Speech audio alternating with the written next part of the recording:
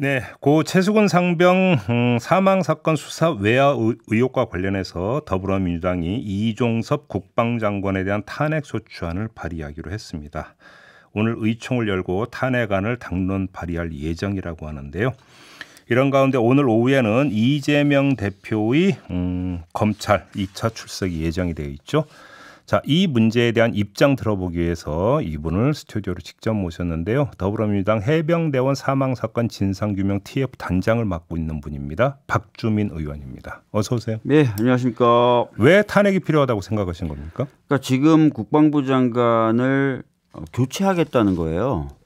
제가 그럼 일단 질문 이렇게 드려볼게요. 민주당이 탄핵 움직임을 보이니까 교체하는 겁니까? 교체 움직임을 보여서 탄핵안을 발의하는 겁니까? 아니면 세 번째 시나리오 어떻게 하다 보니까 맞아떨어진 겁니까? 뭡니까? 셋 중에? 국방부 장관에 대해서 저희가 처음부터 탄핵을 얘기하진 않았고요. 네. 그런데 지금 보면은 안보실 2차장 국방비서관 교체하겠다는 얘기가 나왔고 먼저 그 얘기 나왔고. 그렇죠. 예. 그다음에 이종석 국방부 장관 교체하겠다는 얘기가 나왔어요. 뭐 차관 교체설까지 있더라고요. 예, 차관은 이제 또 워낙 선거에 꿈이 많으신 것 같은 느낌을 그것 때문에 그런데 그러니까 이분들이 공교롭게도 이제 최수근 상병 외압 관련된 지휘 라인에 다 관여돼 있는 분들이지 않습니까? 네. 근데 이분들을 다 한꺼번에 지금 바꾸겠다는 거예요. 그래서 저희들이 봤을 때 이거는 꼬리 숨기기다. 앞으로 이분들이 국정감사에도 나와야 되고 예산 관련된 심사에도 국회에 나와야 되고 아니면 뭐 국정조사가 될 수도 있고요. 그러니까 시선에서 좀 사라지게 하는 것 아니냐는 생각을 좀 가지게 됐고요. 그런 의혹의 시선이 하나가 있고 또 한 가지는 워싱턴 선언과 캠프 데이빗 선언이 있지 않았습니까? 거기에 따라서 어떤 군사 라인의 정비가 필요하다는 또 주장도 있는데요. 그건 아니라고 보십니까? 저는 그건 아니라고 봐요. 그러니까 보통 이게 잘했다라고 하면 그 성과를 내는데 관여했던 사람들이 그 낸 성과에 대해서 일을 하게 만드는 게 통상적이지. 그 두 선언 자체가 성과인데 왜 자르느냐? 예, 성과를 엄청나게 자랑을 했잖아요. 예, 맞아요. 예. 근데 성과를 냈는데 자 이제 성과 냈으니까 너희들은 그만. 보통 이렇게는 안 하죠. 예. 해석법도 그런 게 있군요. 예. 그래서 저희가 봤을 때는 이건 꼬리 숨기기 하기 위해서 이 꼬리들을 좀 안 보이게 좀 하려고 하는 것 같고. 그러면 옳고 그름을 떠나서 현실적인 문제로. 지금 그 일부 보도에 따르면 이르면 오늘 개각을 단행한다라는 보도가 있어요. 그러면 지금 탄핵 소추안 발의가 어떻게 되는 겁니까? 상관관계가?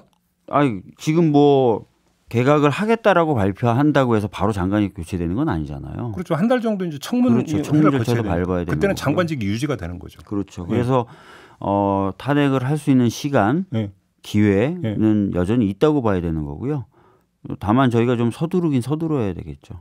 그러면 제가 좀 정리가 안 돼서 그러는데 일단 개각 발표를 오늘 했어요. 개각 발표를 하는 순간에 이종석 국방장관은 이제 시한부 장관이 되는 거잖아요. 맞습니다. 그럼에도 불구하고 탄핵 소추안을 발의한다라는 말씀이십니까? 그렇죠. 왜냐하면은 지금 정부의 입장은 뭔가 잘못한 게 있다. 거기에 대한 책임을 지워서 교체한다가 아니에요. 아무런 책임이 없다는 거예요. 오히려 잘했다는 거예요. 근데 이거하고 지금 저희들이 바라보는 장관이 뭔가 책임이 있다는 부분하고는 정면으로 배치되지 않습니까? 그런데 그 탄핵 소추안을 발의해서 설령 국회에서 통과가 됐다고 쳐요. 그럼 장관 측은 일단 정지가 되잖아요. 탄핵 심판 결과가 나올 때까지. 그렇죠. 해임을 못 하죠. 그다음에 그러면 새 장관으로 지명된 사람은 어떻게 되는 겁니까? 그러면 법적으로? 기다려야죠, 뭐. 기다려야 되는 겁니까? 그건 이종섭 장관 개인에 대한 탄핵이지 국방장관 자체에 대한 탄핵은 아니지 않습니까? 그러니까 이종섭 장관 자체가 직무가 정지가 된 상태가 되는 거고요. 그 상태에서는 자리에서 물러날 수가 없게 되는 거 아닙니까? 그러니까 자리에서 물러날 수 없으니까 후임도 성립이 안 된다? 그렇죠. 그래요. 그럼 오늘 발의할 예정입니까?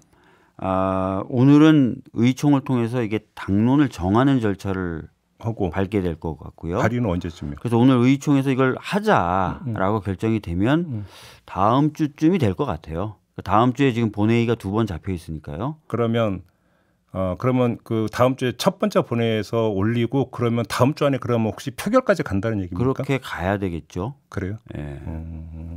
다음 주에 다 끝낼 생각이다? 네네네. 알겠습니다. 그럼 정리해서 이종섭 장관을 탄핵해야 되는 이유, 가장 핵심적 이유는 뭡니까? 뭐 수차례 저희가 뭐 대정부 질문 또는 해당 상임위에서의 질문 이런 것들을 통해서 확인을 한 바 그리고 최근까지 계속 나오고 있는 보도들에 의한 내용들 이런 것들 종합해 보면 장관이 이제 권한도 없고 또 그래서는 안 됨에도 불구하고 최수근 상병 사건 관련돼서 외압, 그러니까 이첩을 하지 말라거나 네. 이첩을 할 때 관련자들 중에 일부를 좀 줄이라거나 이런 관여를 했다는 거죠. 그러니까 그거 한마디로, 자체가 위법적인 행위니까요. 한마디로 수사 외압. 네, 그렇게 이게 볼 수 핵심 있겠죠. 사유다. 예. 근데 지금 그 제기된 의혹에 따르면 VIP 경로설이 있지 않습니까? 네. 그리고 그 VIP가 그러니까 국방장관에게 전화를 했다라는 게 지금 의혹의 골자잖아요. 그러면 외압 의혹이라고 하는 것의 핵심의 꼭대기에는 VIP가 있다라는 가설도 성립이 되는데 이 점은 어떻게 보세요? 그러니까 그런 부분도 저희들은 충분히 가능성이 있다고 봐요. 그래요? 그래서 저희가 특검을 발의했고 특검을 통해서 모든 진상을 규명하자라고 얘기한 거 아닙니까? 그러니까 특검도 하고 탄핵도 한다. 네, 그렇습니다. 근데 특검법을 발의를 하더라도 현실적으로 지금 법사위 통과가 어렵다고 본다면 네. 역시 또 패스트 트랙에 태워지는 거고. 패스트 트랙을 태워야죠. 그럼 1년 가까이 또 걸리는 거고. 아닙니다. 이건 법사위법이잖아요. 네. 그러니까 보통 다른 상임위법은 다른 상임위에서 180일을 거치고요. 그렇죠. 패스트 트랙을 걸면 그다음에 법사위에서 90일을 거쳐요. 그렇죠. 근데 이건 다른 상임위를 안 거치니까 다른 상임위를 거칠 필요가 없어요. 바로 법사위법이기 때문에 180일은 그냥 빼고 간다. 법사위에서의 180일만 잡아먹으면 돼요. 법사위에서 180만. 네. 그럼 90일이 이제 빠진다. 네, 90일이 빠져요. 그래도 반년이잖아. 그래도 꽤 걸리긴 걸리지만 네. 내년 상반기에는 할 수 있죠. 그러면 내년 초에는 할 수 있죠. 이 특검법의 그 수사 범위에는 VIP 경로설도 포함이 되는 겁니까? 저희가 이제 수사 대상으로 크게 두 개를 넣었어요. 예. 하나는 최수근 상병 사망 사건 그 자체. 예. 왜냐하면 이거를 지금 경북경찰청에서 수사하고 있는데 경북경찰청이 사실 이 사건 이첩 관계 단계에서 이상한 태도를 보였다고 저희들이 의심하고 있거든요. 그러니까 그래요? 제대로 수사를 못할 거다라고 보고 있는 거고. 두 번째는 그 사건에 관련돼서 뭐 은폐, 무마 했던 모든 시도들을 다 수사 대상에 넣어놨어요. 그러니까 아까 말씀하셨던 대로 VIP의 경로 이런 네. 것까지 있다면 포함이 되는 거겠죠. 근데 이론적으로는 그렇게 하는데 지금 법에는 대통령은 재임 중에 형사소추는 면하게 돼 있지 않습니까? 근데 소추는 아니라 조사는 가능하다 이렇게 보시는 겁니까? 박근혜 대통령 때 그랬죠. 그래요. 예. 알겠습니다. 이 문제는 이 정도로 가름하고요. 지금 이재명 대표의 건강 상태는 어떻습니까? 어제 잠깐 뵀는데 예. 굉장히 기운 없어 하시죠. 지금 그 병원으로 옮겨야 되는 단계 아닙니까? 그러니까 뭐 어제 봤을 때는 잘 앉아 계시지 못하고 거의 누워 계셨는데 네. 아직까지 뭐 본인이 버틸 수 있다라고 하는 상황이에요. 예. 아니 혹시 그러면 그 최근에 의료진이 와서 좀 건강 상태 체크 이런 거 좀 했습니까? 그러니까 뭐 혈압이나 이런 것들은 매일 재시죠. 그래요. 예. 근데 아무튼 이재명 대표는 단식 중단 안 하겠다고 지금 계속 그러는 현재 거죠. 그런 상태입니다. 예.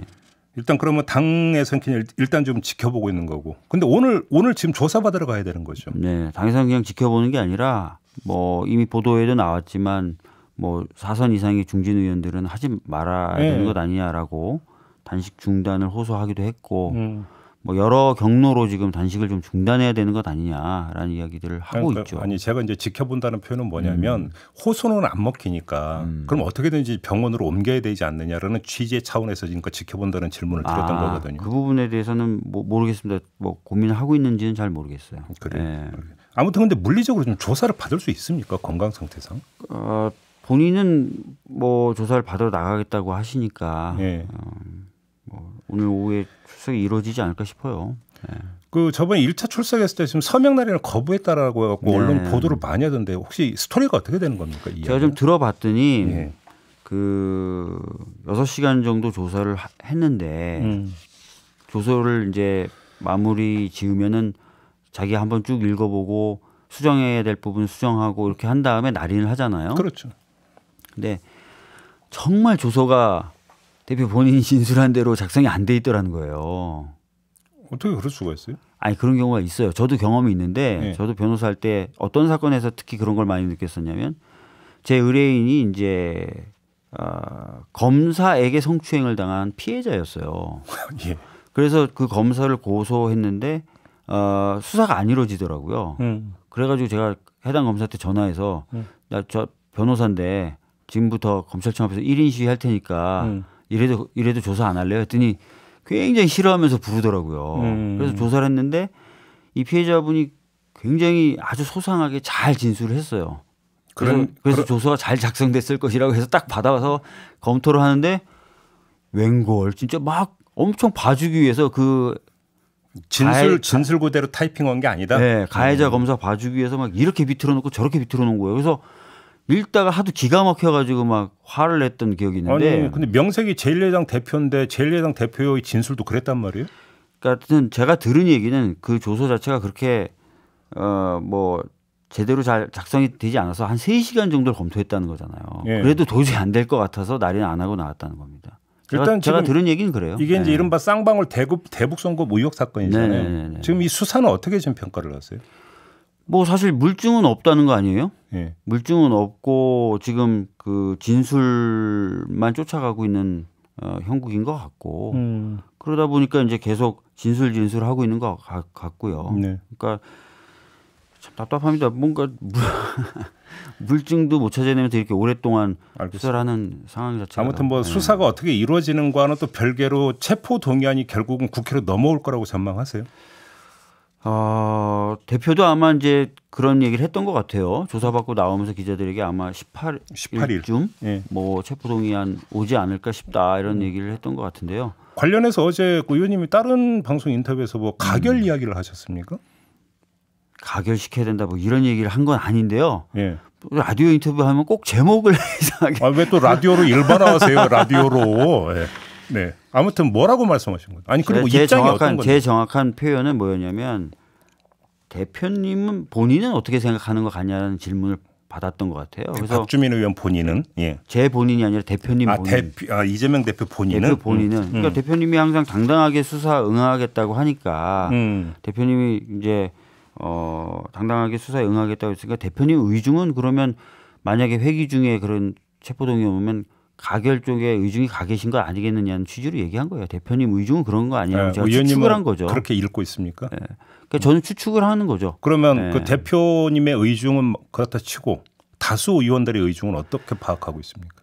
분분한 건 사실이에요. 그래요? 네, 분분한 건 사실입니다. 그러면 분분하다라고 하는 것은 저번에 한번 그 체포동의안 표결을 했던 것을 기초로 이야기를 한다면 가결 가능성이 높다고 전망을 할 수 있는 거 아닙니까? 그때 상황하고 지금 상황이 꼭 같다고 볼 수는 없고요. 예. 그렇기 때문에 제가 이제 언론에 인터뷰하면서 말씀드렸던 핵심적인 취지는 영장이 언제 어떤 형식으로 그리고 어떤 내용으로 청구되느냐를 놓고 아마 의원들이 굉장히 많은 토론을 하게 될 거다. 이거예요. 아니 조금 전에 의원님 말씀드린 물증은 하나도 없는 것 같고 그럼 무리한 수사다라고 만약에 판단을 한다면 그러면 체포동의안 가결을 시키고 당당하게 가서 영장 실질 심사 받아서 거기서 기각을 시키는 게 오히려 이재명 대표나 민주당 입장에서는 더 좋을 수도 있는 거예요. 그렇게 생각하시는 분들도 있어요.